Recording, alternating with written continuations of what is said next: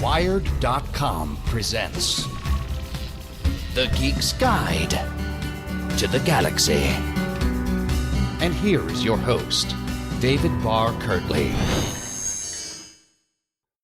Hello, and welcome to episode 109 of Geek's Guide to the Galaxy. Today on the show, we'll be having our long-awaited panel on weird Western books and comics. But first up, we've got an interview with author and puppeteer Mary Robinette Kowal. Her Glamourist series has been described as Jane Austen with magic.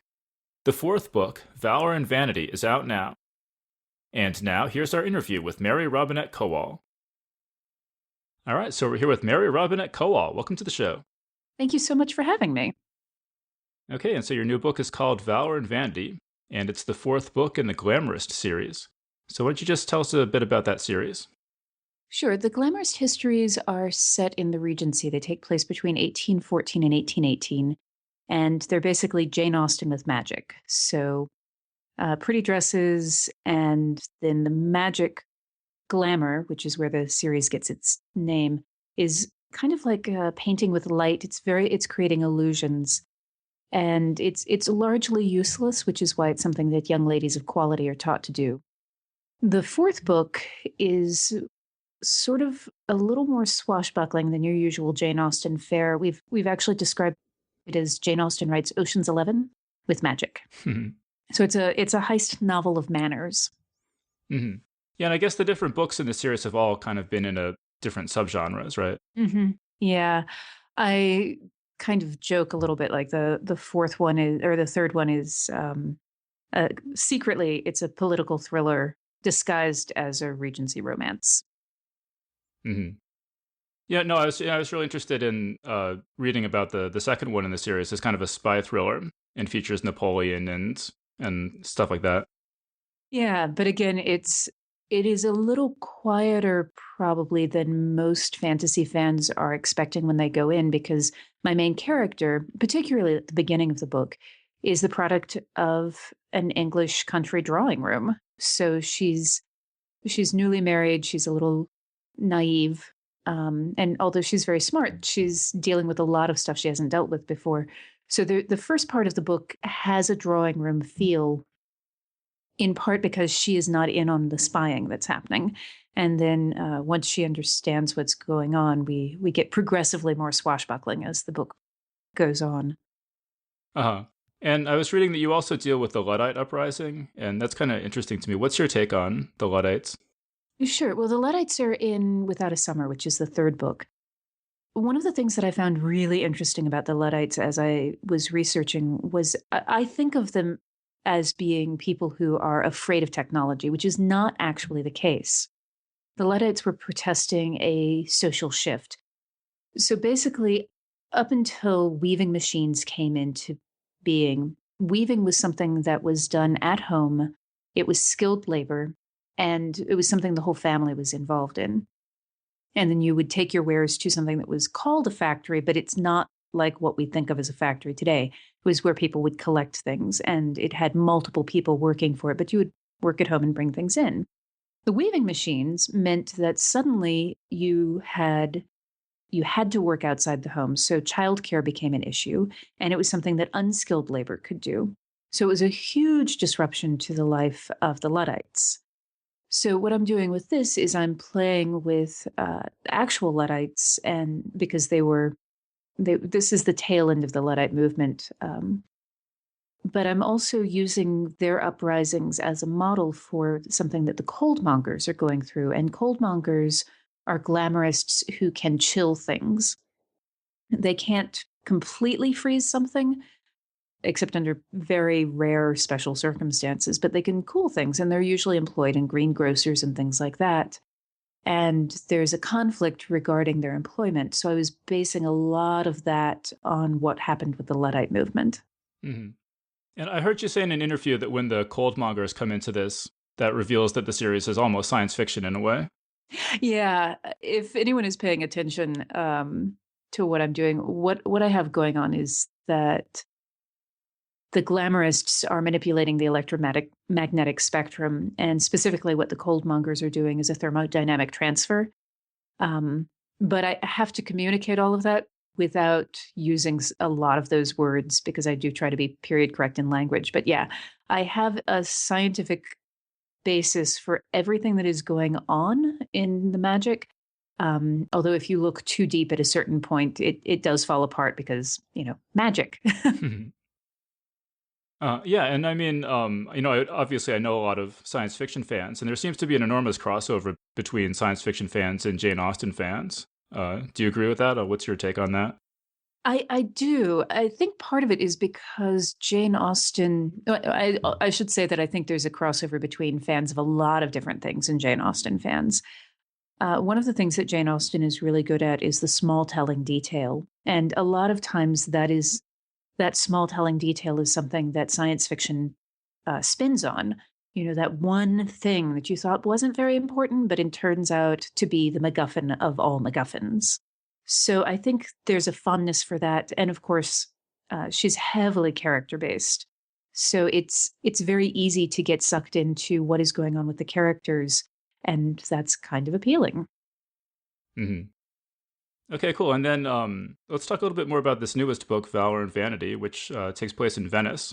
And actually, the last I just interviewed Christopher Moore in our last episode, and his book, The Serpent of Venice, also takes place in Venice. So it's kind of an interesting coincidence. But why did you decide to go to Venice for this book? To be honest, one of the reasons that I decided to go to Venice was because of a mistake that I made in Glamour and Glass, which is that I sent them to Brussels, to which I'd never been, and where everyone speaks French, and I don't speak French. And so I decided that with this book, I was, by God, going to send them to a country where I spoke the language, because I do the audiobooks.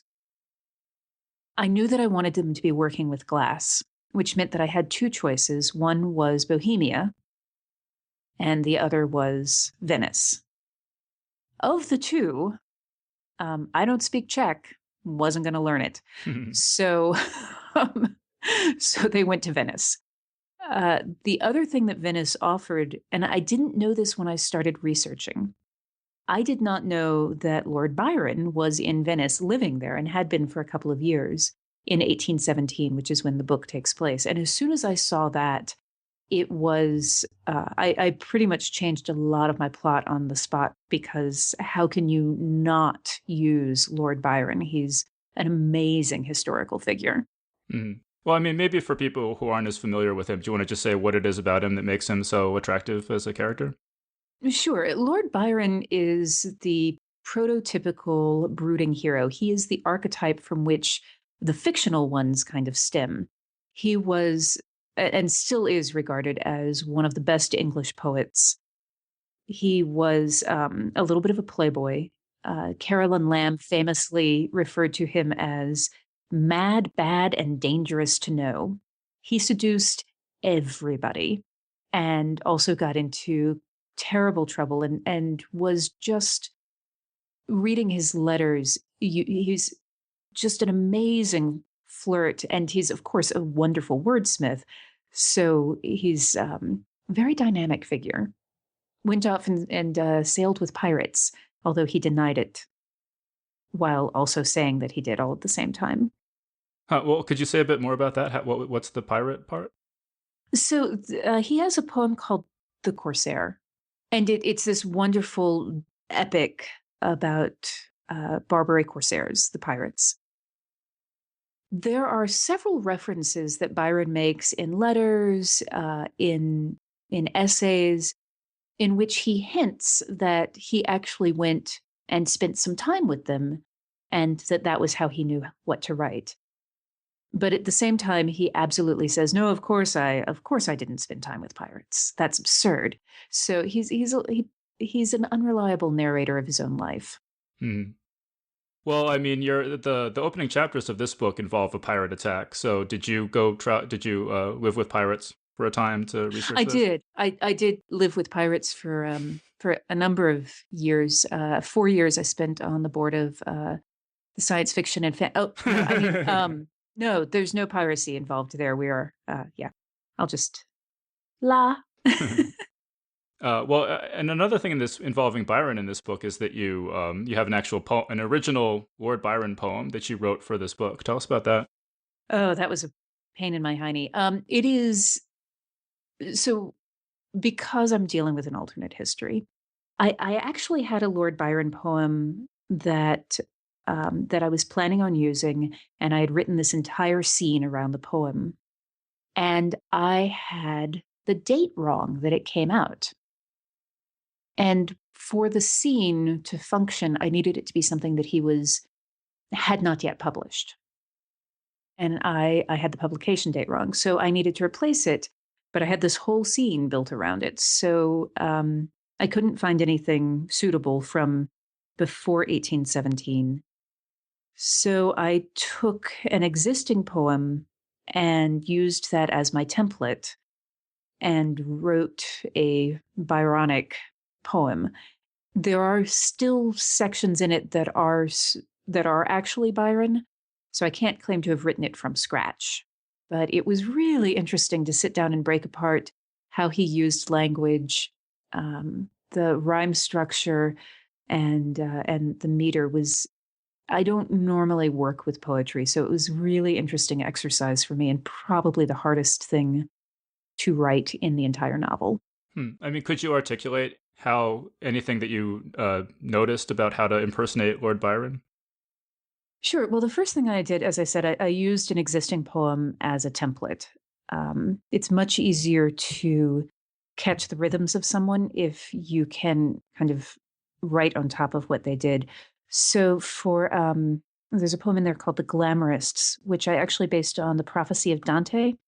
And honestly, one of the reasons I picked that was because the poem that I was replacing and the scene was all revolving around Prometheus, and this had some lines about Prometheus in it. But the poem starts. Well, actually, the poem does not start here. I use an excerpt, and I start with the original poem. The line is, "Many are poets, but without the name for what is poesy, but to create." And and this is an example of how I'm overwriting things. Many are glamorists without a claim, yet what is glamour for but to create? So you can see that I'm very much following his model there. There are places where I have to deviate farther in order to maintain his rhyme structure. He was using something called a terza rima, which means that as he's going through, it's the rhyme pattern is ABA, and then the next set is BCB, and the next set is CDC. So it gets, you can't shift any one line without having this rippling effect through the thing. So there were places where in order to talk about glamour in this, I had to do fairly significant rewrites. What I was looking at with Byron is he'll use alliteration, transformed, transfigurated. He'll do things like that. Fairly long sentence structures. He's very interesting because the language is not overlabored. Sometimes you'll hit a poet and it very much feels like you're reading poetry, no matter, even if you broke it apart into blank verse. But with Byron, it absolutely wants to be in the verse, and yet you can also read it kind of straight. So I find him very approachable and just really, really lovely use of language. Okay, so that's how to impersonate Lord Byron. Do you have any tips for impersonating Patrick Rothfuss? Actually, I did exactly the same thing. So you are clearly referring to either the Twitter extravaganza or the Kvoth fan fiction, or both. So when I was impersonating Pat as part of the real Rothfuss, I would take sentences that Pat had actually written about a subject. So someone would tweet at me like, how do you feel about lemonade? This is not an actual question. And so I would go over to Pat's blog and I would type in lemonade to see if Pat had said anything about it. And then I would grab a sentence that he had actually said about lemonade and I would tweak it a little bit so that it wasn't precisely what he had said before, but very close. And then I would tweet that, or I would just write something. And then if I used any idioms or unusual expressions, I would go back and search to see if he had used it. Like I used 50 bajillion, and I went to his site and looked to see how he used large numbers, large imaginary things. And he doesn't use bajillion, but he used, I can't remember what the construction was now. But it was a different construction of that. So I used that instead. A lot of it is paying attention to how someone uses punctuation, because punctuation informs where the natural pauses and rhythms of the speech are. And then vocabulary. I built a Patrick Rothfuss spell check dictionary, much like my Jane Austen spell check dictionary, and it was completely useless because Pat uses all the words. Do you maybe just want to explain how that Twitter thing worked for people who... Sure. Pat had not been on Twitter. And so over the years, he or his assistants had reserved a Twitter name. And eventually he had 6 and had also kind of hit the point of, okay, really, I need to be on Twitter. So rather than doing what normal people do, which is just to start tweeting, he ran a contest. It was Pat and 5 friends. And we were impersonating him over the course of a couple of weeks. And the goal being that all of the people watching the hashtag The Real Rothfuss would try to guess which of us was really Pat and then vote on it at the end. And the one of us that got the most votes would get $1,000 donated by DAW to the charity of our choice. I won. I had 42% of the votes. The next closest Rothfi was Pat himself with 15%. I am unbearably smug about this. Okay, and then what was the Jane Austen dictionary?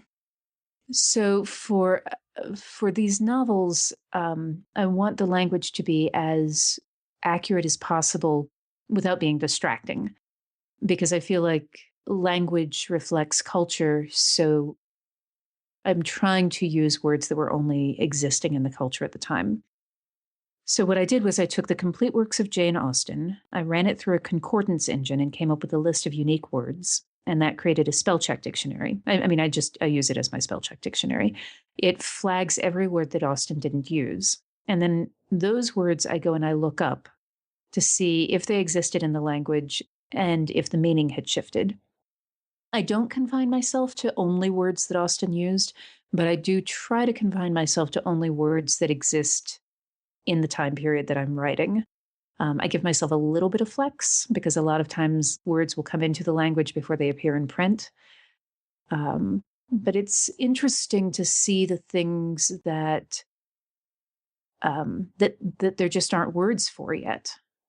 And then also words that are completely period correct and that I cannot use because they sound like an anachronism. Like electricity, can't use it. Jane Austen did, I can't. I've also heard that different slang expressions go in and out of style, and so a word like fly, like that's so fly is fairly archaic, but if you were to use it, people wouldn't believe you. Yeah, absolutely. Dude is from the early to mid 1800s. It's not in yet really as a word in Austen's time, but Victorian, you will run across that in Victorian literature. Look at that dude standing on the street. And then speaking of cool stuff like that you can't use, tell us about the steampunk wheelchair. Oh, the steampunk wheelchair. In the 5th book of Noble Family, I had someone, I had the need for a wheelchair. And so I was researching to see what they were called, actually. Was it a wheelchair? Was it a wheeled chair? Invalid chair? What was it called? Wheeled chair is the answer, mostly. But while I was researching that, I came across a chair by Merlin. And yes, an inventor named Merlin. So immediately I'm like, well, that's going to be tricky to use. And the language about this wheelchair includes the small steam engine attached to it. I'm like, what? Because this is something that was invented in 1811. 1811. And the problem is, even though it is, of course, completely accurate to use it, even though I could come up with a way to explain why this existed in the world so that it didn't seem like I was throwing, just so it didn't seem like an anachronism, even though I could make it seem like not an anachronism. There was no way I could keep it from looking like steampunk. Because the moment we see a steam-powered, right now, the moment we see a steam-powered gadget that is not something that is in our the common knowledge vocabulary, we will assume that the author has made it up and that it's a steampunk invention. And it'll kick it into a different genre. And these books are not in the steampunk genre. So I was like, I cannot use this. As a weird trivia note, the first self-powered, horseless carriage, steam-powered, was in the 1750s. Also, can't use it. Totally looks like steampunk. Oh, well, you mentioned the fifth book in the series of Noble Family. Is there anything you want to, which is not out yet? Is there anything you want to say about that upcoming book? I don't have a good elevator pitch for it. I mean, the thing I say is, Jane Austen takes a walk on the dark side, which is so misleading for what the book is. I've also joked that I appear to have invented the genre Regency grimdark. Basically, in the book, my main characters go to Antigua to a slave plantation. So it is dealing with slavery and race and lots of family issues. And I don't pull any punches. So it's, it is Regency grimdark in a lot of ways. But there's still the love story. There's still humor. I hope from my beta readers, I think that all of the things that keep people coming back to the books are still there. It's just, it's a grim topic. I mean, what do you think about the way that Jane Austen handles race, and how are you handling it yourself? Actually, the interesting thing about Jane Austen, people tend to, from a modern lens, think that Jane Austen didn't deal with race at all, or slavery, which is not true.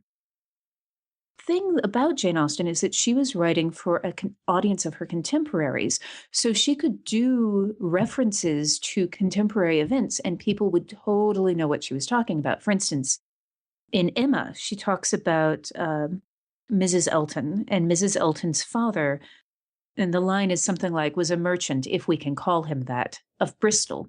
Now, anyone in Jane Austen's time period would know that Bristol is famous for being a slave market.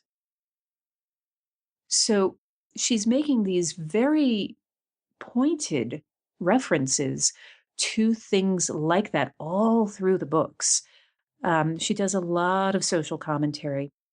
Her last book, Sanditon, which was unpublished, the most eligible young lady in there is Miss Lamb, who is, using the parlance of the day, a mulatto from the West Indies. And there's a lot of West Indian characters in the novel, all of which are seen as people who are high in stature, who are desirable to have in town because they have money. And there is the racism that we know today and our interpretations of it is very, very different from the way it actually played out, which is not to say that there was not racism in the period, but it doesn't play the same way. It doesn't happen the same way that it does in the contemporary United States. So, I mean, when you say, somebody at the time would know that Bristol had this implication, how do you know that? Is there an annotated version, or do you just know that much about? At this point, I've just done a heck of a lot of research. There's a couple of really good annotated editions if you're interested in such things. The Harvard, the one I recommend is Harvard Press has some annotated.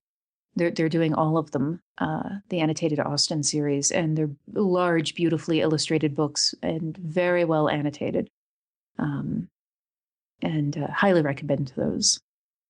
Mm-hmm.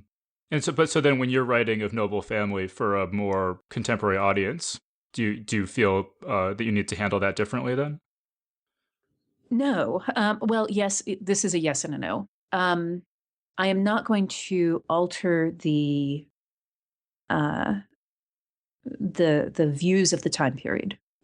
Like I try to give my characters viewpoints that are consistent with the period in which they live. What I have to do, though, is help my readers unlearn some of the things that they know. For instance, one of the things that I had in reaction to a couple of early drafts of in actually Without a Summer and of Noble Family was a reaction to the fact that I have people of color, and I had a number of people saying, that Jane and Vincent appeared to have very modern views about slavery, and they don't. At the time, the abolition movement was very big in Britain, and probably slavery would have been overturned a good 20 or 30 years before it was, if it hadn't been for parliamentary mismanagement. But people were doing protests, and again, you'll see this in, I think it's in Northanger Abbey. People were doing protests where they wouldn't use cane sugar to protest the slave trade. So there were all sorts of things going on. What I had to do in order to explain that to a modern reader was that I couldn't rely on them to know that. So I had to insert additional material, the kinds of things that Austen wouldn't have to do. Things like, talking about how they had signed the abolitionist petitions along with most of England. Mm. All right, cool. So tell us about the Doctor Who cameo in Valor and Vanity. Well, there's a Doctor Who cameo in all of the novels because I am a giant geek. The one in Valor and Vanity is perhaps my most favorite because it is so completely natural. Lord Byron had a traveling companion that was Dr. Polidori. And in his letters and journals, and Lord Byron was an inveterate letter writer. In his letters and journals, he refers to Dr. Polidori frequently as just the doctor. So it seems clear to me what's going on here. They have, as I said, Lord Byron was this really, he wrote letters and journals all the time. There's a 2-week period in which they are more or less unaccounted for. And I'm like, well, obviously there is some time travel happening there. And then Dr. Polidori mysteriously dies. Oh, and Lord Byron's father was Captain Mad Jack. So I'm like, hello, could we have some more references? So when I was writing this, and it was clear who my Doctor Who cameo was going to be in this particular novel. It's Dr. Polidori, who's Il Dottore in the novel. And then I had something that was really fun happen, which is that I'm friends with Paul Cornell, who's actually written for the television show. And he was joking about one of the previous ones and had said something about how he would, we had some joke about how he should tweak the dialogue for me. And when I wrote this, I was like, were you serious about being willing to tweak dialogue? And he said, yes. So I sent him those scenes. And in this particular incarnation, the Doctor is an odd young man with a fez. And so he Matt Smithed them for me. And sent it over and said, you'll probably have to tone this down a little bit. And he was right. I did have to pull it back a little bit, but not as much as you would think. Just had to get rid of a couple of pieces of archaic language. Well, yeah, and I mean, speaking of the language like that, you mentioned that you did the audiobook for this. Just tell us a little bit about what it's like doing the performance of your own novel. Sure. Well, I am an audiobook narrator, so I narrate for other people. When I'm narrating my own work, one of the things that I have the luxury of doing, which I don't when I'm recording someone else's, is that if it doesn't play well for audio, we can, or if it's just awkwardly phrased and I don't realize it until I'm narrating, I can make changes, which is glorious. And then we record at a point in the production process where I can go back and make those changes to the print version so that it matches the audio. And that's just a really lovely thing.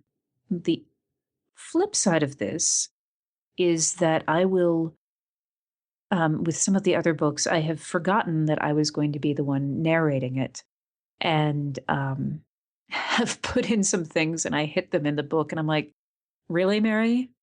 Really? This seemed like a good idea? Including a song that you don't know in the book? That was a good idea? Because now you have to sing it. Thank you.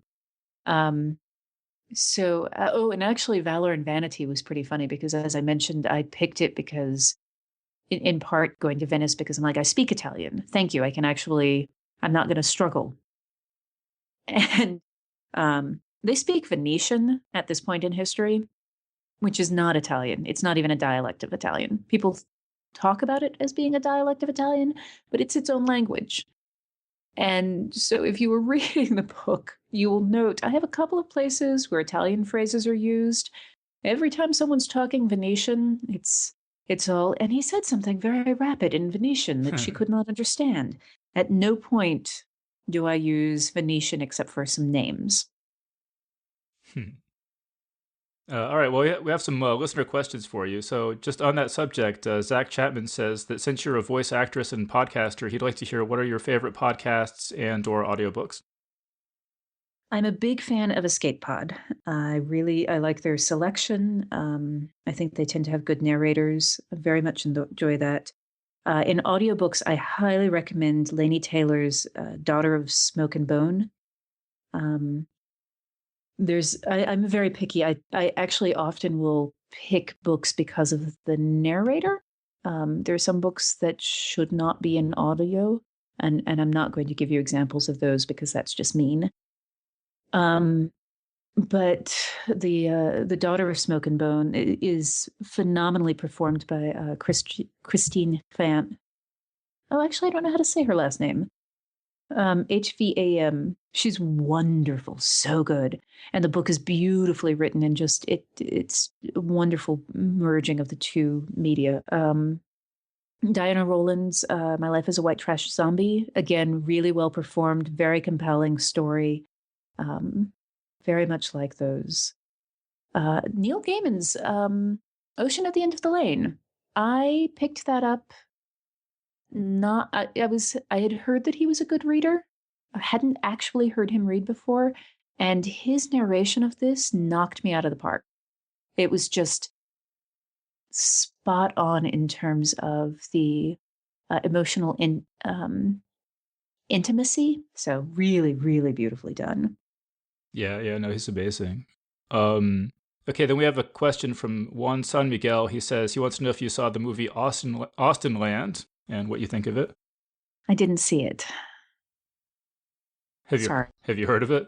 I have. I think I was just traveling when it came out, and I just didn't see it. Mm-hmm. Sounds fun. Probably will see it at some point. Sorry. Okay, and then Robert Coleman wants me to ask you about the recent SIFWA contretemps regarding women writers in SF and F careers. I don't know how anxious you are to relive any of that, but is there anything you want to say on that subject? Yeah, first of all, as someone who used to be an officer, it frustrates me when I see SIFWA's name attached to things that have nothing to do with us. The fact that science fiction that there is a science fiction and fantasy writer who had opinions about women in science fiction does not make it something that SIFWA did. And in this case, SIFWA had nothing to do with it. It didn't appear in any of our publications. It was, and I say ours if I'm still on the board, but as a member, it didn't appear in our publications. It wasn't on our forums. It was not in a SIFWA space. So it bothers me to see our name linked with it when the organization itself is doing a lot of, and for the last several years, has been taking a lot of steps to become more inclusive and to make the inclusivity more apparent in cases where we have always been welcoming, but perhaps not done such a good job of making sure the door was visibly open. So that's thing one. Thing two about women's careers in science fiction, frankly, what bullshit. when you look at the history of science fiction, women have always played an important role. There's been a lot of issues with women not being able to identify as themselves as women. James Tiptree Jr. being a prime example of that, and some sexism that was inherent in the era, but not necessarily inherent. I don't think it was any more about science fiction and fantasy. I don't think it's any more a part of it than it was about the era in general. So you'll see places where the sexism was apparent and kept the glass ceiling in place.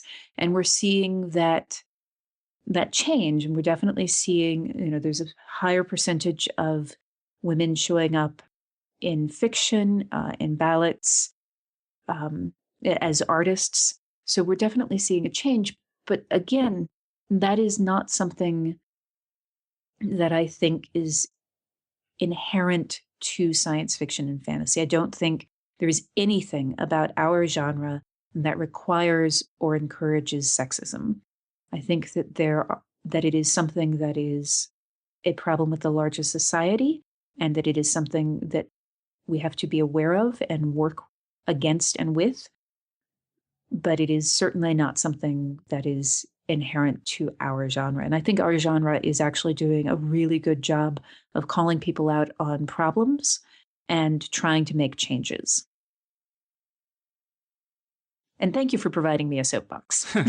Yeah, no problem. That's what I'm here for.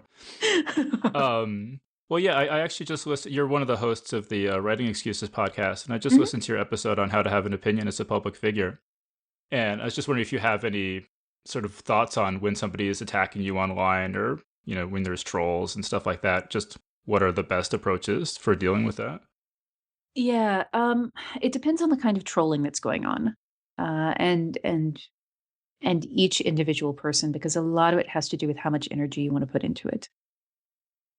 There are people who attack for the sake of attacking, and I don't think that you need to give those people any energy. And I think that if they're attacking me personally, that I have the privilege of ignoring them, should I choose to. When they're attacking someone else, then it becomes a different thing, because I don't think that while I do have the privilege and luxury to ignore something that theoretically doesn't affect me, by remaining silent, I am condoning that behavior, and I'm leaving the person who is being attacked without any support structure. So it depends on whether you are being attacked or whether a colleague is being attacked. The other thing is where that attack is coming from. Sometimes people will say things that are sexist or racist, and it comes from a place of where they have so taken on the aspects of racism and sexism that are inherent to our society that they don't even realize that it is part of the fabric of the society, or something that they have picked up. So in those cases, I think that it is possible to attempt to educate the person and hopefully turn them into an ally, that a lot of times they're coming from a place of ignorance. That said, I don't think that anyone is obligated to educate people. It is exhausting and not your job. But if you're interested in trying to change the narrative, then looking at where that attack is coming from can be a useful thing if you have the energy. And this is one of the really big things. All of this takes time and energy. And as a writer, you're supposed to be writing, and you have to make a choice about where your energy is going to be spent. So sometimes you look at something and think, I'm just going to back away from this. And sometimes you think, this is too important to back away from. I know I'm going to have to sacrifice writing time, but it's the right thing to do. Mm-hmm. Well, and then, one possible approach is to form your own insect army, right? Yeah, you can also form your own insect army, which is something that John Scalzi and I did after someone complained about how all of these new writers were nothing but insects. I'm like, sweetie, everybody's been a new writer at some point. And John's point was, yeah, and insects kind of will they significantly outnumber you, and will eat your carcass. So we formed the Insect Army, which is basically a way of saying to everyone, look, there's a lot of us, and we have each other's backs, and you don't have to try to deal with these things all by yourself. And that's, that is about being a good ally and coming to the support of other people. And, with a lot of voices, we can make a difference. All right, great. All right, so let's move on to some other fun topics. Thank you. Tell me about the steampunk cruise that you went on. Oh, the steampunk cruise is so much fun. The next one is coming up in 2015. So my books are not steampunk. They're historical fantasy, and the thing that I really enjoy about the steampunk cruise is that they are very open to other time periods, and to kind of any sort of playing with time and culture and sort of genre crossovers. It's basically it's a cruise. I never thought that I would be someone who would say I love going on a cruise, but it's like going to a convention at a really high-end resort, and every day the front door of the convention center is at a different location, which is kind of fantastic.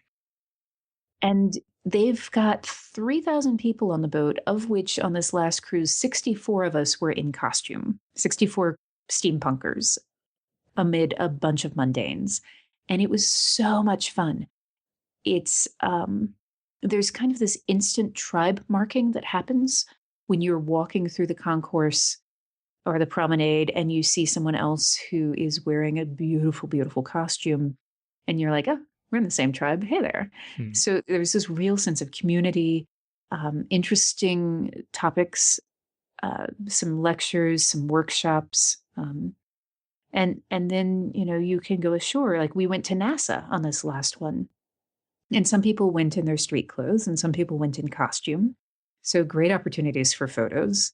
Had high tea at a building from the early 1800s when we were in the Bahamas. It's so much fun to dress up and spend a week with like-minded people.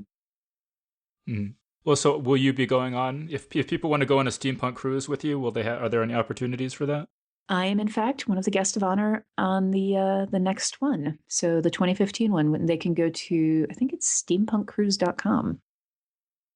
And I saw a video of you singing Roxanne in the voice of a puppet. Yeah. There are times when something seems like a good idea and then you realize a video camera is on. So I'm a professional puppeteer, and I was on the cruise and I was in costume and there was karaoke happening. And I had always kind of thought that it would be hilarious to sing Roxanne as if I were a puppet. So I did that while dressed in Regency costume. Because, you do.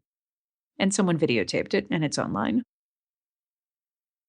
Roxanne, you don't have to put out the red light. Yeah. That's a really good puppet voice, I have to say. Well, leave that to the professionals. Yeah. Yes. Don't try this at home. Well, yeah. And speaking of puppets, you recently did a Sesame Street puppetry workshop. Tell us about that. That was amazing. So I've been a professional puppeteer for 20 plus years. These days, most of my time is spent with writing, so I haven't been doing as much puppetry as I like. And this workshop came up. Now, Sesame Street and Henson used to do these workshops every couple of years, but they've stopped for, I don't know, probably at least a decade. So this came up, audition only. They were going to take, they took 25 people. Two sets of two. They did two workshops, so total of 50 people, but 25 in my group. And it was taught by Marty Robinson, who does Mr. Snuffleupagus and Telly Monster on Sesame Street. Matt Vogel, who was he's a longtime Sesame Street performer, and is Big Bird's understudy, and does other Sesame Street performers. But in the recent Muppet film, he was Constantine, the devilish Kermit the Frog lookalike, and then Peter Lentz, who also in the new Muppet film is Walter, who's the main character, and then he was also on Bear in the Big Blue House. So these are really good performers, and they're really good teachers. So it was really fun, and we were using actual Sesame Street puppets. I had my hand up a chicken. Well, which sounds very different when I said that in my head. Well, I mean, you've had so much experience puppeteering. Can you think of something that you learned that was new at this workshop? Yeah. One of the things that Marty had us doing, he was having us do this thing where there were a lot of things that I learned that were new, a number of which are difficult to explain in a strictly verbal medium.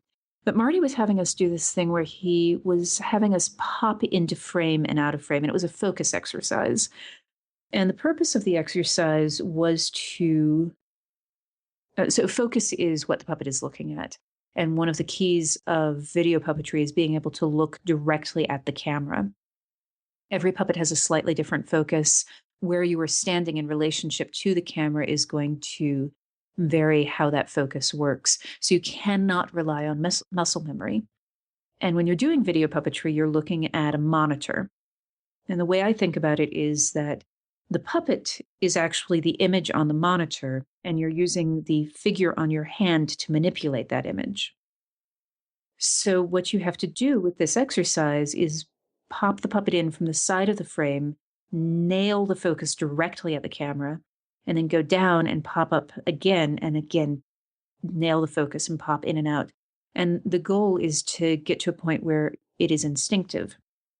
And the thing that Marty said that was kind of a moment of, because it applies to so many different forms of creative endeavor, including fiction, is Marty said, I make the same mistakes you guys do, but I can correct them fast enough that you can't see them most of the time.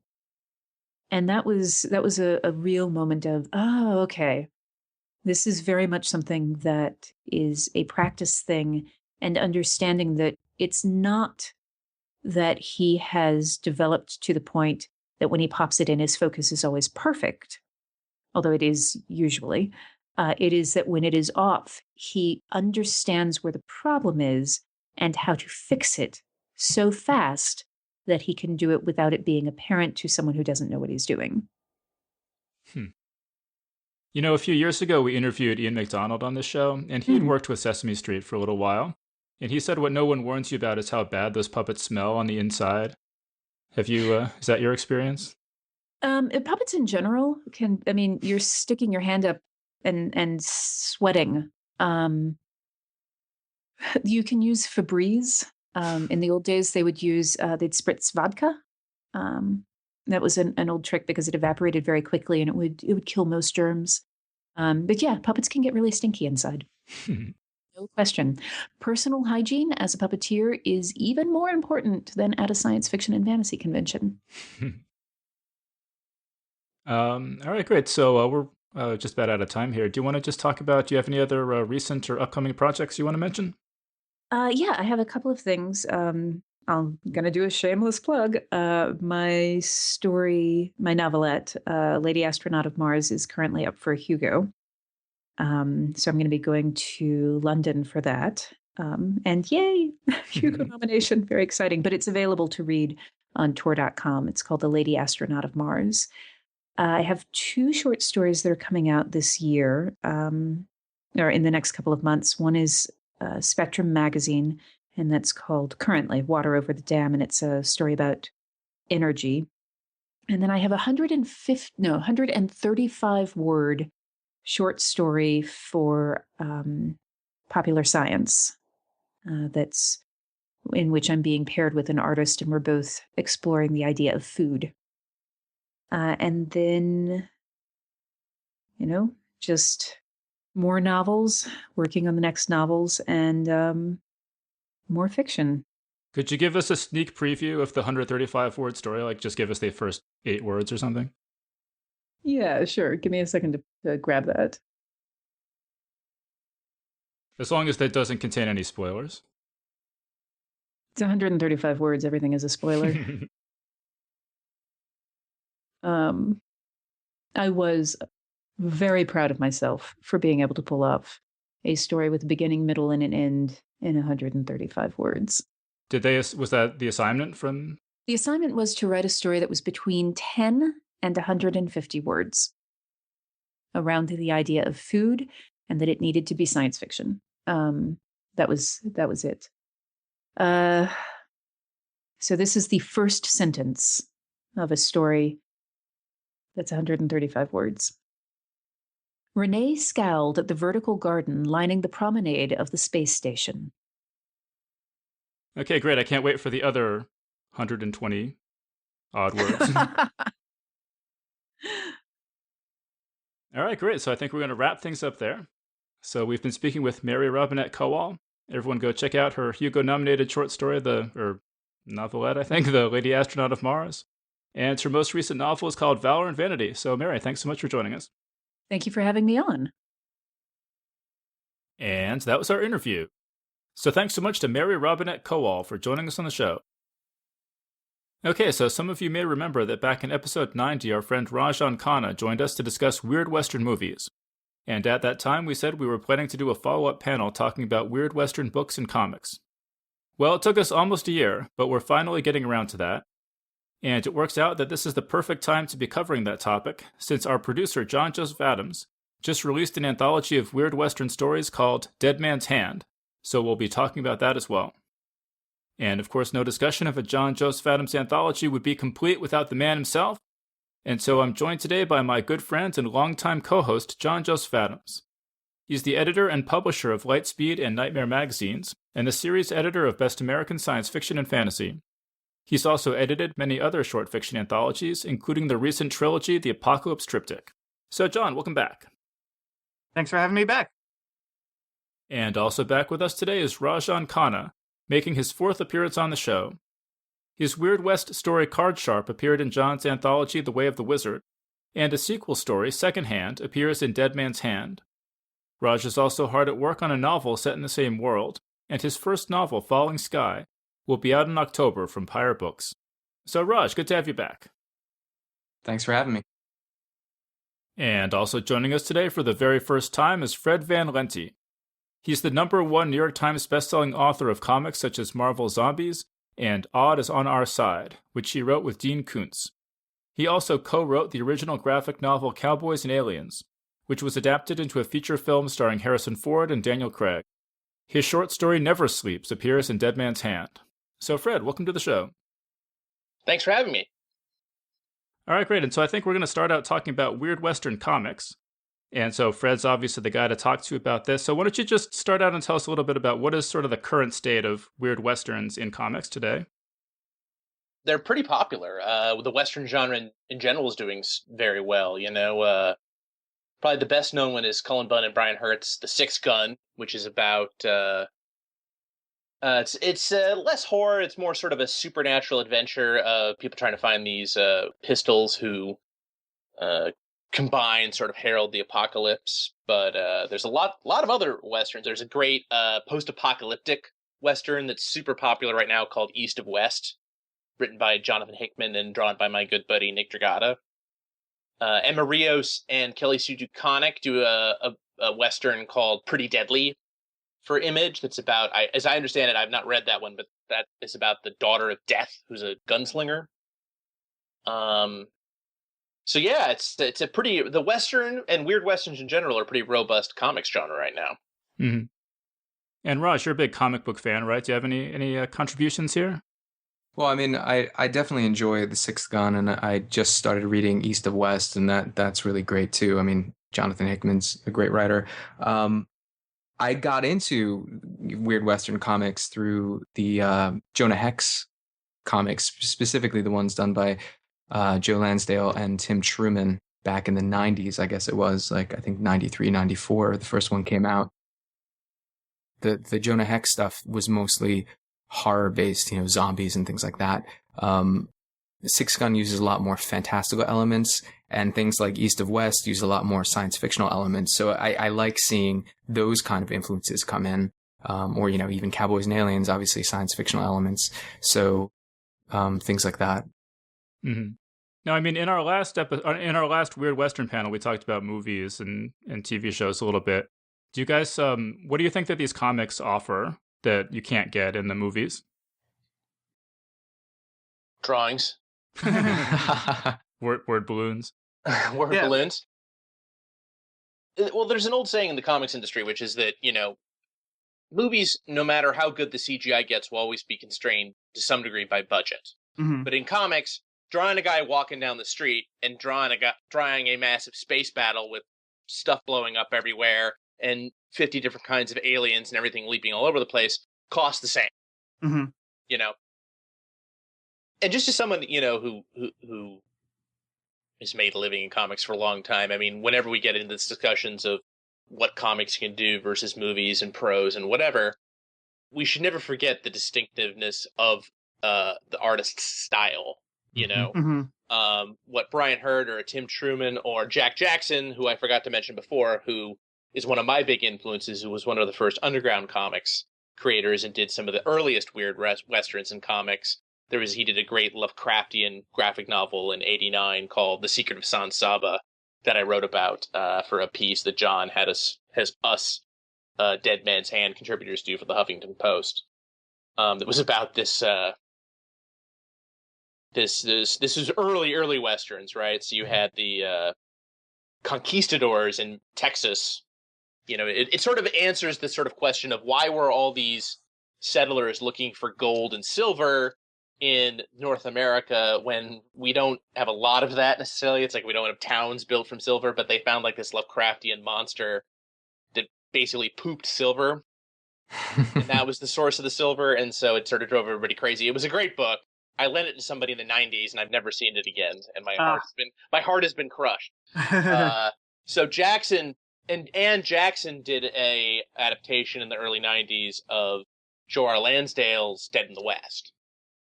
That was really terrific. And both he and Tim Truman share this kind of gritty style.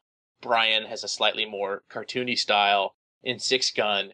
And I think that what draws readers of comics more than anything else is the line and the style of the artist himself. And that simply can't be replicated in any adaptation. Yeah, when I picked up the Six Gun for the first time, I wasn't, I was happy to see a weird Western, but I was skeptical because, I hadn't seen one in a while. But and his Brian Hurd's art style is very, I guess, more simple and less gritty, I suppose, as compared to like a Tim Truman. But what I appreciated about that and about any of these really good examples is them, one, nailing the details, that the guns look like the guns that they would actually use, that the horses look like horses, that the costumes that they wear actually, evoke the time period. But what I really like about the Six Gun's art style, especially, is when I think about it, is the color that they use in that also. So the colorist gets a lot of, I think, credit too. And it's not the typical washed out tans and browns that you associate with Westerns. There's some really deep colors, but I think that it really works for that series. Okay, cool. Well, I mean, Fred, Raj mentioned Cowboys and Aliens, and obviously you know something about that. Right. Do you want to just tell us, I mean, a lot of our listeners have probably seen the movie, but do you want to tell us just how you went about creating the graphic novel and maybe how it was different from the movie? Sure. I had written, my first comic was called Tranquility. It was a political thriller set on a moon base in the not so near future, and it had been optioned by a company called Platinum Studios. And so they hired me they had this concept called Cowboys and Aliens. They basically hired me to write a script about. And I did that in 2001. And they had gone through a couple iterations in the 90s. Platinum was founded by a guy who ran a comic book company in the 80s and 90s called Malibu, who were ultimately bought by Marvel, but before that they published a comic called Men in Black, which obviously became a very successful movie series. So the guy decided to sort of go out with other properties, and one of them was Cowboys and Aliens, which they really didn't have much more to other than the title. So I wrote a graphic novel based on it that was sort of PG-13, or at least PG, that had a lot of sort of humor in it. Like I based it on sort of movies like Raiders of the Lost Ark, films that were fairly serious and had great action set pieces, but were funny sort of when they wanted it to be. The problem they always had getting Cowboys and Aliens off the ground was the Will Smith movie Wild Wild West, which was a massive bomb, and so they kind of wanted to strip. So they sold the movie sort of based on my script, but then they hired another guy, nice guy from I think the Edmonton, Canada area, Andrew Foley, to sort of come in and kind of strip out a lot of the dialogue. And so that's sort of the version that was eventually published in 2006. Bizarrely, by that point, I was sort of the best known person because I'd gone on to write Marvel comics and do a bunch of other stuff. And so I was sort of the best known person attached to the comic, at least. So my name got kind of associated with it, even though it was a very weird experience for me reading the comic because it was my story, but with like all of the humor taken out. So it was almost like watching like a dubbed movie, like something that's been entirely looped. And then the movie came out, and it was kind of overly serious, and they got destroyed by the Smurfs in the opening weekend, and the director quit and stopped making Hollywood movies. So it was kind of sort of an interesting thing. And my book was the aliens actually were characters, and they had dialogue, and they had factions within themselves, and we had a lot of Native American characters. And then the film, I noticed they got rid of almost all the Indians. The aliens were sort of H.R. Geiger-y kind of nondescript aliens. They retained an idea that I threw out very early on, that the aliens came to Earth after gold, which still seems nuts to me. Yeah, I mean, in the book, the aliens crash land, and the sort of TikTok of the story is they need to build a beacon, and then to sort of, summon help from the home world and an invasion force, and they need basically the Earth to revolve to the correct position before they can set up the beacon. So that's the, that's the time, that's the stopwatch on the heroes to stop them from doing that. So it's been sort of a bizarre experience because of Cowboys and Aliens, I've gotten all sorts of wonderful opportunities, like getting to write these short stories for John, which has been hugely rewarding, and a lot of convention invitations and stuff. But it's definitely something I personally am kind of alienated from, just because the process was such a huge clusterfuck. Well, I mean, one thing we talked about in our last panel was just how bad a lot of the weird Western movies are. Right. Do you think that weird Westerns in comics have sort of had more luck? Yeah, I guess it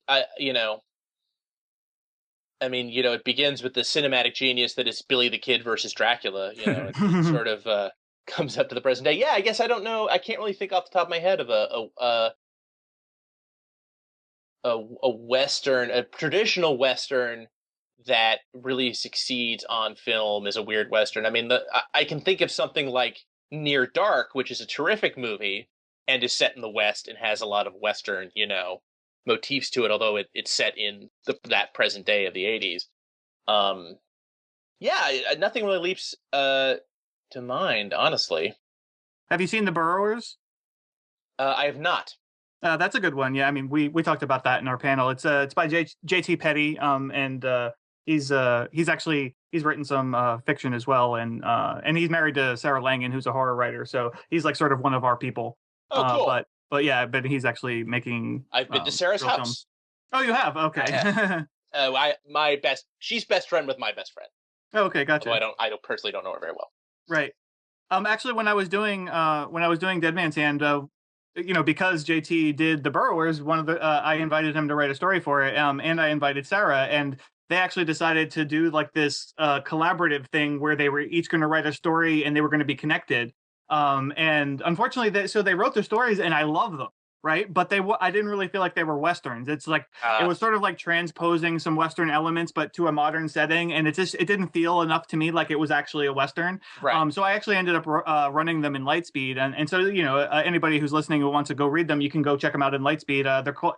They're called Family Teeth. The two of them together are called Family Teeth, and then they each have a different title. But then it's J.T. Petty and Sarah Langan. I think it was December 2012 or so, somewhere around there that we ran them. But they're great stories. It's just that, they just didn't really feel like enough like a Western to me. Which was, one of the things that was super important to me when I was doing the book, is to make sure that every story was like a legit Western. I didn't want any sort of nod, wink, wink sort of things. Like, well, if you squint at it in the right way, it's a Western. But All right, cool. So why don't we move on to fiction then? So, John, you mentioned your anthology Dead Man's Hand, and in the introduction to that, I have a little quote I want to read from that. So you say, quote, "The origins of the genre can be traced perhaps all the way back to the 1930s with the works of Robert E. Howard, but it was Joe R. Lansdale's acclaimed novel Dead in the West, 1986, that truly blazed a trail. The book, which features the gunslinging Reverend Jebediah Mercer, is considered by many the definitive example of weird Western literature and consequently helped define the genre." So why don't you tell us a little bit more about Dead in the West and why it's so important to the weird Western genre? Well, I mean, it was, like I said, it was one of those books that just sort of blazed the trail. It's like, the weird Western wasn't new at the time per se, but it just made but the book just made this indelible impression on readers, and it just really is. I think I really feel like it established the Weird West as a thing. And so it's like sometimes this happens in genres where, it's sort of been there all along, or at least there's been examples of it for a long time, but it's not until there's that one thing that comes out and just does it like so perfectly that it really sets off other people writing about it and whatnot. Although Raj, you just wrote about this a little bit in the for that Huffington Post piece Fred mentioned. You wanna talk about it a bit since you're a huge fan as well? Yeah, the first time I ever encountered Joe Lansdale was at a convention. I think it was World Fantasy in Austin, which was, I don't know how many years ago, but he was reading and I only knew him by reputation, and I thought, I'm going to go listen. I guess, well, I knew him from Jonah Hex. I think that's why I went to go hear him read his fiction. But, and I don't remember exactly which story he read, but I'm pretty sure it was one of the Jebediah Mercer stories. But just hearing him read, especially, first of all, he has, he's from Texas, so I guess he has that accent, but just that voice in the fiction came through also through him reading it. And it just felt like, certain people, when they write, they just write with that kind of authority of that time and that place. And he has that, I think. I think that's, even just the Jonah Hex stuff, which I just reread before we did this, at least Two Gun Mojo. He gets the language, he gets the kind of beats, the pacing and all that kind of stuff. And I mean, I think horror and Westerns are a natural fit. And so, his horror pedigree comes into play, and like it's all the elements that you want to see in a Western, but then, elevated to this place of, delight, I guess. Like basically all the like zombies and Westerns just seem like a match that works so well. But anyone could write zombies in the Wild West and it wouldn't be a Joe Lansdale story. Like I really think it's his voice that distinguishes his stories from other people's.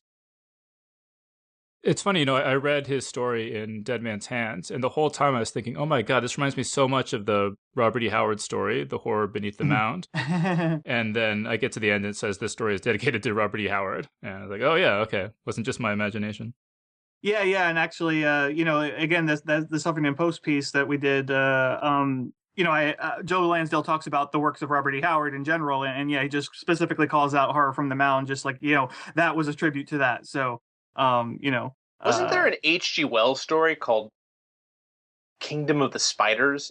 Isn't that technically a Western? Am I remembering that correctly, or am I not remembering that story correctly? I don't know that one off the top of my head. I'm sort of desperately Googling it while I'm talking to you. But yeah, I mean, as far as Joe Lansdale goes, while Fred Googles that, there's a story called Dead Men's Road that's in my anthology, The Living Dead, and it's a zombie story, obviously being in The Living Dead, but I mean it's also a weird Western. and it's another one of the Reverend Mercer stories, and so actually anybody who wants to check those out, Tachyon Books or Tachyon Publications actually just did a collection called Dead Man's Road, which includes that story as well as some of the other Mercer stories, and it also includes the full text of Dead in the West, or at least the print version does, and then the ebook version doesn't because of rights restrictions, whatever. But you can get, if you want an ebook, you can get Dead in the West separately, but. Yeah, that's definitely a great book to check out if you want to get a good sampling of the best Joe Lansdale weird westerns. So I highly recommend that. Of course, it doesn't include the new one that's only in Dead Man's Hand, so you'll need to get that too.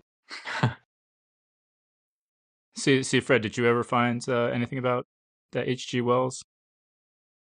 No, all I'm finding is about the crappy William Shatner movie from 1977 that is, a sort of maybe not an adaptation of it, but is set in the present. No, it's if I remember correctly, I remember it scaring the crap out of me as a kid. I read it in some anthology in the 80s. It's two guys in the West somewhere stumble upon, shockingly, a valley full of giant spiders, as the title would imply. And I think you can consider it a Western because, he wrote in the late 19th century and they're in the West and they're on horses and so forth. But, it's scary. It's good. Yeah, actually, Brian Keene's story in The Living Dead 2 is called Lost Canyon of the Dead, and it's kind of one of those things where it's like it's a weird Western combined with the Lost World trope, where you sort of find this hidden valley of whatever. In this case, I don't want to say what it is. It's kind of a spoiler to say what it is, but it's that kind of thing. I guess just on the subject of short stories, I had two I wanted to mention. So one is Tim Pratt's story Heart and Boot, which is a fantastical retelling of the story of this real-life pair of Wild West outlaws. And it's really, really good. It was anthologized in Best American Short Stories, and you can listen to it. It appeared as episode 145 of the podcast. So I highly recommend people check that out. And then I was going through all my reading, all the books I've read to see if I could come up with any other weird Western stuff. And it hadn't really occurred to me that this was a weird Western before, but I think it is Karen Russell's story, Children's Reminiscences of the Westward Migration, which is about, it's like Oregon Trail. All these settlers are going west in these wagon trains, except in this particular family, the father of the family is a Minotaur. And so he's personally pulling their wagon train. He just sort of straps it to his head and pulls it. That sounds awesome. I love that story. Wow. Oh, man, I got to check that out. Actually, before we get too far away from Tim Pratt, actually, one of his novels is kind of a weird Western as well. He has a book called The Strange Adventures of Ranger Girl. It's actually his first novel. And it's kind of a very weird Western because there's Ranger Girl, which is a comic that that is in the book. So it's like the book is about a comic writer artist who creates this comic called Ranger Girl, and then if I recall correctly, she actually ends up going into the world of the comic or something, and so like Ranger Girl is actually real, so Ranger Girl itself, the comic within the book, is a weird Western, but then also the book itself is kind of a weird Western because by default, if someone jumps into the world of a comic that's a weird Western, then that kind of makes it also a weird Western. So that one's pretty fun. But I mean, as far as novels go, I have to give a shout out to Territory by Emma Bull. And it's one that I didn't mention in my introduction, probably because I didn't want to have to actually fess up to the fact that I couldn't get her into the book. Not for lack of trying. I desperately tried to get Emma to write something because Territory is amazing, but just didn't work out. And it's basically the movie Tombstone, but with magic. And that's really all you need to know, and it's amazing, and you should just go read it. It just perfectly captures like everything that's awesome about the Wyatt Earp and Doc Holliday story, but then like adds this layer of magic, and it's so great. And I mean, she's a beautiful prose stylist, so I mean that really helps as well. Definitely that's one of the sort of modern day classics of the genre for sure. See, Rush, you have anything else you want to mention? The ones that come to mind are more recent for me. It seems like recently there's been a few, really great weird Westerns that came out. One of them isn't really technically a weird Western. There's a book called Liminal States by Zach Parson. And the first third of it is basically, it takes place in the West, and there's it's definitely weird. There's some weird stuff going on through this. And later on, it shifts in time period more to like a noir setting and then to a futuristic setting. So it can't really, the whole book is not considered a weird Western, but I really thought it was great. I reviewed it for Tor.com, but the Western parts, were really exciting. There's also a book called Six Gun Tarot that came out, I think last year or the year before, by R.S. Belcher. And I thought that was great. For me, what has to work for a weird Western partially is that, I have to kind of feel the setting, the sounds and the sights, and it has to feel right. And all of these books seem to have that. But this is just crammed with so many different things. There's angels, there's like, Lovecraftian monsters, shapeshifters, steampunk mad scientists here and there. Just all kinds of interesting, fantastical elements jammed into this story. I enjoyed the hell out of it. And there's a sequel coming out, I think, called Shotgun Arcana, maybe this year. Yeah, good title. Yeah, and the interesting thing about Six Gun Tarot is that each chapter is named after a different card from the tarot, and it starts off with this young boy traveling through the desert on his horse, and they're both dehydrated and stumbling through. And I thought, oh, this is going to be the story about this kid, but then it jumps around this town, which ends up being significant. It's kind of like the way I also wrote a review of this one, but it's kind of like Sunnydale from Buffy. It's like it's that kind of town, but just in the Wild West, and there's all this kind of craziness going on around it. And I don't want to spoil anything about that. But and one that I haven't finished yet, but Felix Gilman's The Half-Made World, which also is a good weird Western so far. I mean, I pick these up with a little bit of skepticism because I guess, I want it to be good. But so far the fiction that I've been reading has been so much better than, obviously like the movies we mentioned. Fiction and the comics, I think, are some of the best, stuff out there right now in terms of weird Westerns. I'll throw out there, I don't think we've mentioned Sherry Priest's Clockwork Century novels, and those are definitely good examples of this. They're one of those cases where they're both steampunk and weird Westerns. And a lot of weird Westerns sort of share some motifs with steampunk, but there's not always overlap. But hers are definitely both. And those are really good. They have a lot of horror elements as well. So there's like zombies and that kind of thing. Can I just add a few more short stories? Saladin Ahmed wrote a story called, I think it's Mr. Haji's Sunset Ride, which it's a nice little not cute, I mean short, but it infuses some Islamic elements into the Wild West, which I've never seen done anywhere else before. Another story is Hangman by Aaron Cashier, which also appeared in Beneath Ceaseless Skies. Saladin's story and Aaron's story are both available for free online. And then John, I think there was a story in the Clockwork Jungle book that you edited a while back for Shimmer. It was Lou Anders, I think, where it was a story about a guy who was chasing runaway trains. You remember that one? Well, that was George Mann edited that issue of Shimmer, but that's right. Sorry. Yeah, I don't know if Lou Anders has that in there. He did have sort of a post-apocalyptic story in that adventure anthology Chris Roberson did a couple years ago, and it's sort of vaguely Western-esque, but yeah, I'm not sure about this one you're talking about. Okay. But as far as other things I've edited besides Dead Man's Hand, actually, I did edit a couple stories that were weird Westerns. Brooke Bolander has one in Lightspeed called Her Words Like Hunting Vixen Spring. Lavi Tidhar has one in fantasy called Red Dawn, a chow mein Western. And that one's actually quite interesting because it takes place in China, but it's 100% a Western. It's like even though you transplant it totally into a different location like that, just like all the motifs and everything just transferred over perfectly, and it just felt very authentic, even though it's in this totally different setting. And that one's really fun just because it's like the magic is sort of drawn from so basically stars or meteors or whatever, like they sort of crash into the planet, and with them brings mana, which powers the magic. And so they go mining for it, and so they kind of have, and so that's sort of what drives the sort of Western motifs there.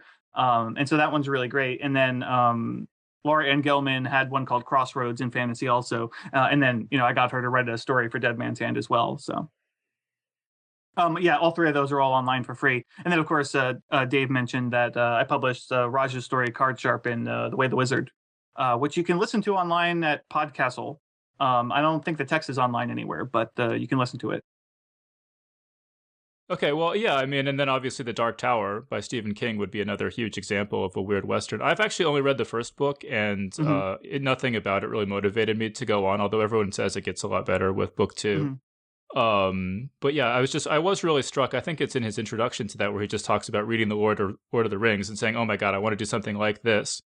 And then later on going to I think a Sergio Leone Western movie and just seeing the gigantic cowboy faces on the big screen and realizing, oh, I can just do like a Lord of the Rings style story, but using this iconography rather than, European folklore.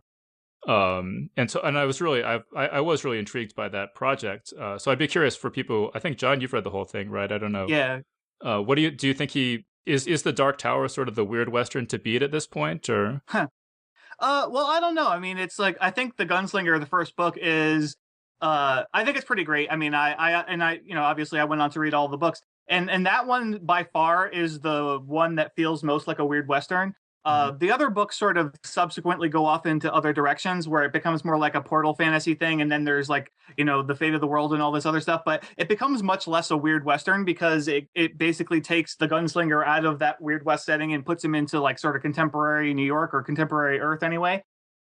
So it's still kind of a weird Western because you have that character there that's all along. And they do occasionally revisit it at various points in the books, like book 4 sort of delves back into Roland the Gunslinger's past, and there's some short stories like there's the Little Sisters of Illyria, which appeared in the Legends anthology. That one's definitely a weird Western, but I mean that sort of takes place entirely in that Weird West setting. So I don't know. I mean, it's like it's hard to say that it's the weird Western to beat because of that. I mean, I love it for what it is.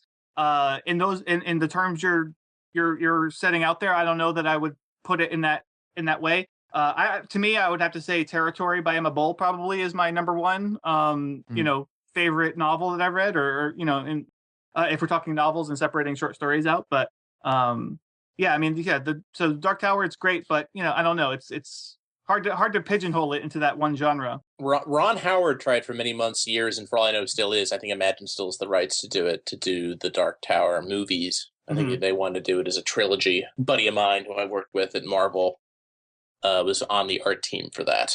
But that was a while back. Yeah, there were so many rumors about that, and I was like, oh my God, like it was so close. It was like HBO was going to make it into a TV series. It's like, that's the way to do it, man. You can't make a 7-book series into any kind of number of movies. I mean, unless you're going to make 7 or more movies, and those books are all, and like most of those books are really huge. So no, man, you got to make it an HBO series. That would have been the thing to do, and it just broke my heart when that fell apart. Well, everybody's looking. Well, particularly Warner Brothers is looking for the next Harry Potter, right? I mean, that was a 7-film, 8-film, however long it was, series. Yeah. I think that's what they were thinking. Right. I agree with you, John. Though I think it starts out as a weird Western, but then it just becomes something completely different. It's almost like he just takes that one character and pushes him into different directions. So yeah, I don't think of it, which is funny because everyone brings that up, and I think, yeah, it has those elements, but one book out of the whole series to me doesn't color the whole thing. I think, Territory is a great choice as well. Or the Lansdale stuff. Oh, I guess Lansdale stuff is short stories, but yeah. Yeah, I mean, actually, the first book, The Gunslinger, is just, it's one of the things that definitely got me interested in Westerns altogether. But I mean, specifically, even just that first line, the man in black fled across the desert and the gunslinger followed. And it's like, I read that however many years ago. It's like it was like instantly tattooed on my brain, and I just love it. I just like love that entire opening, and the subsequent lines that follow that. But it's funny. It's like I went to go jot it down, and I just knew it off the top of my head. I didn't have to look it up or anything. And I just always love that. It's like so sort of iconic. Those two characters, chasing after each other like that, and I just loved how it set the stage for everything to come. I don't know if this is true, but I had a friend years ago who was a huge Stephen King fan, and she told me that when he wrote The Gunslinger, that like the way she told it anyway was that he just went to a cabin in the woods and dropped acid and wrote that book in like a weekend or something, and that's why it's sort of so hallucinogenic, is because he was literally on acid when he wrote it. Does anyone know if that's true or not? Yes, I was there. I don't know if it's true. I've heard that as well, though, and I don't think it was from you. I think I've also heard something like that, but yeah, I'm not sure. Yeah, it was funny though because one of the reasons I actually even read The Dark Tower was because my first job out of college, I got a job at the magazine of Fantasy and Science Fiction, and I was assistant editor there for many years. And one of the magazine's great claims to fame was the original stories that comprised the Gunslinger book. It's actually a series of 5 novelettes strung together, in which they call a fix-up. When you turn several short stories that are connected and you turn them into a novel. So FNSF actually published those stories originally in the magazine, and so I was like, okay, well, when I was trying to educate myself about the history of the magazine, I was like, oh, well, I should check those out, and then so that was really what inspired me to read them. But like I was saying, the Gunslinger kind of made me want to go check out other westerns in general as well, and so around that time, like sort of early 2000s, I just really dove into westerns like head first. Like, I mean, I had seen and loved Unforgiven, but then I hadn't really followed up on that love until after I got inspired by The Dark Tower. And then so I rented like tons and tons of westerns and just gobbled them up, and mostly on film. I didn't really go and read old actual novel westerns, but I mean I just went and saw like almost every western I could get my hands on. So that sort of ended up paying dividends later on when I ended up doing this book. Well, actually, I mean, like speaking of this book, why don't we talk about that a little bit more? Actually, why don't you guys talk about your stories that you wrote? So Fred, why don't you tell us about Never Sleeps? Well, Never Sleeps is a fantasy western set in a world where magic got unleashed around the end of the 19th century. It's very, and then the 19th century sort of froze in time. So the story sort of technically takes place in 2014, but everything in 2014 looks like it did in the 1890s. Science is illegal, and magic sort of rules the land, but there's a group of people called the White City trying to bring science back. And the story takes place on a train. I wanted to do a sort of a train robbery story set in this milieu. So one of the members of the White City, who's a gunslinger, who wears an outfit called the Chrysalis that keeps him immune from magic, has to bust out Nikola Tesla, who's one of the descendants of exiled science criminal Nikolai Tesla, and much violence and mayhem ensues. Oh, and the bad guys, they're being pursued by the Pinkertons, whose famous slogan from the 19th century was "We never sleep," and the colloquial term for them now in this world is "the never sleeps." Yeah, and they're these sort of weird monsters with eyeball heads too. Right. When they're doing their magic, otherwise they all look like kind of zombies wearing bowler hats and mutton chops and tweed suits. And I don't know. So, John, what did you talk about that story and how awesome it is? Yeah, no, I mean, I was blown away by the world building in that story. It's just like I wanted to like just stay there and like read more stories about that world. So as a result, I got Fred to actually write another story set in that world. And that's appearing in the May issue of Lightspeed. It's called Willful Weapon, and it'll be out on the website next week. But so that story, it's not a direct continuation of those of the story that you read in Dead Man's Hand. So I still want to get some of that. So I'm gonna have to twist your arm for that, Fred. Oh yeah. Oh no, I totally love to do that. Yeah. I mean, it's like one of those things. It's like, oh man, it just fired my imagination so much, and I loved it so much. And so everyone's definitely got to at least read that one, even if you don't read the rest of the book. You got to read that one. And Raj's too, of course. But it's the next to last one, so you got to go all the way to the end. Yeah. But I swear it's worth it. Yeah. But yeah, no, John, I will totally write a third story. I didn't realize when you asked me. I guess I'm an idiot. It never occurred to me like you would actually want those specific characters to continue. But yes, I will do that. Oh yeah, no worries. I mean, I was just happy to have something else with that milieu because I mean, it's like I said, the world building is just so great. But I mean, yeah, no, I mean, I would love to see more from those actual characters as well. So. Willful Weapon, the Lightspeed story, is an Eastern. Mm-hmm. It's sort of set in the milieu of gangs of New York, and it's about an elf gangster who arrives in New York City from Ireland, and the sort of underworld he finds himself in Manhattan. All right, cool. And Raj, why don't you tell us about Secondhand? Sure. It's basically a continuation of sorts of the Card Sharp story that was in John's Way the Wizard anthology. So the Card Sharp itself is basically a revenge tale, but the conceit is that Quentin Ketterly, who's the main character, he gets this deck of cards, which is basically a deck of magic cards, or rather that the cards can be used to various effects, but basically once you work through your card deck, each spell, each effect uses up one card, and once those cards are gone, you're done. So at the end of Card Sharp, or not the end, but basically it's set up that the old man who gives him the cards asks him to go bring another set to his son who's estranged. So in Secondhand, we pick up a little bit after that with Quentin and Hiram, who's this guy's son, and they're traveling together. And basically the idea is that they're trying to find out more about the cards and looking for other people who might know about them, since they're kind of rare at this point. And they get kind of pulled into this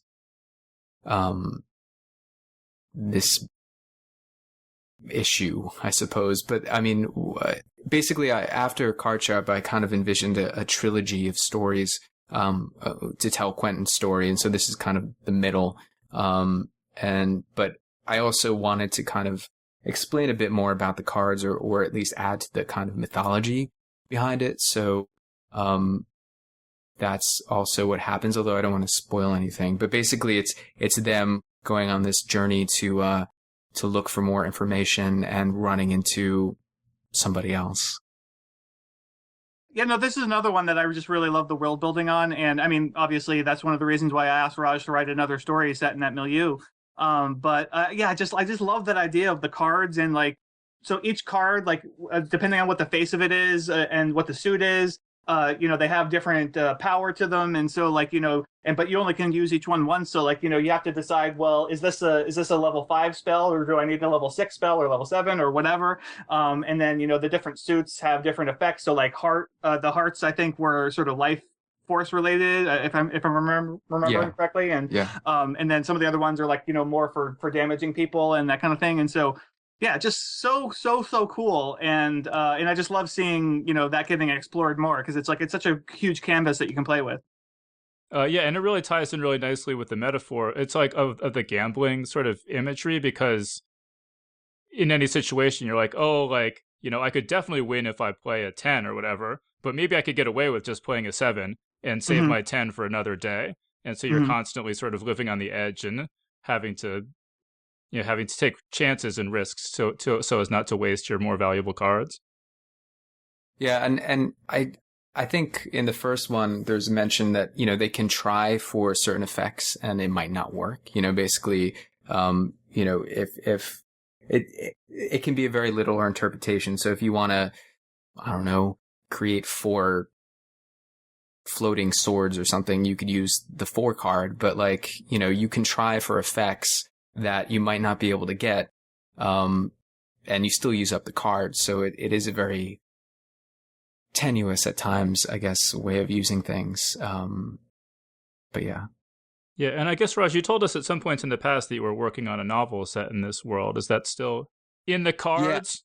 Yeah, I'm still working on it. I think, I think I said this last time, but the difficulty with working on a novel length is that there's a lot more research that goes into it. You can have a short story set in some town and not have to actually figure out travel and things like that. And a lot of this is doing research into, just even what, say, Kansas of that time period was like, and, what year are we in and things like that.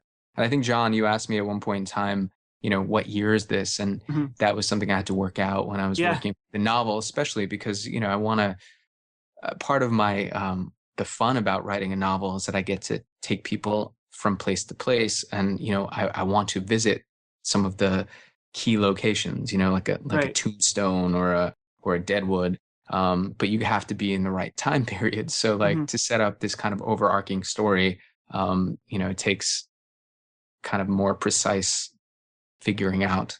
Not to mention, what kind of clothing they're wearing and the exactly how you break a horse. That was something I had to look up the other day. So yeah. Yeah, one of the reasons I asked Raj and the other authors to tell me what year it takes place in is because in the book I wanted to have each story sort of begin with a time where with the year, so it sort of sets each story at its appropriate place in the West, because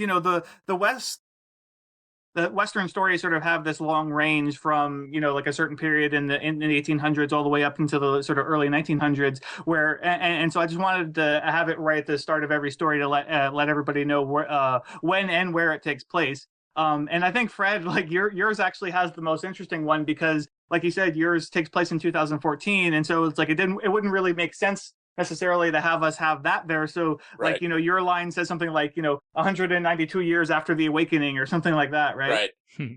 So I thought that was cool. I had to twist my brain into pretzels to try to figure out the best way to phrase that wasn't a spoiler, but yet wasn't completely incomprehensible. Right. I thought it worked really well, but Cool. yeah, I mean, and I really like having that setting the stage for each story, so that when you are in time going into it, even if once you get into it, it's not like what you were expecting if you know history, because of all the weird elements. Right. All right, cool. So we're pretty short on time here, so we should start wrapping this up. I guess just finally, Fred, do you have any other projects you're working on, or anything else you just want to let people know about?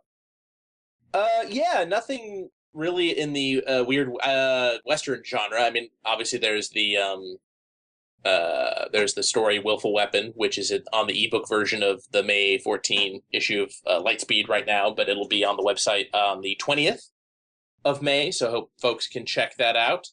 And always you can see me on the comic stands doing books like Conan and Magnus and Archer and Armstrong, and I'm sure many I'm not thinking of off the top of my head. For free online, folks can go to projectblacksky.net.